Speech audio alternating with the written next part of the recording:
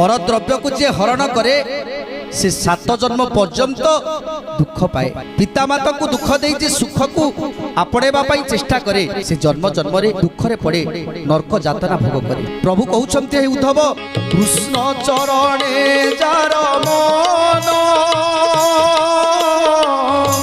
संसारे श्रेष्ठ सेहि जन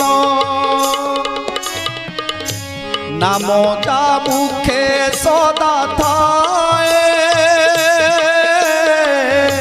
भगत मते श्रेष्ठ हुए।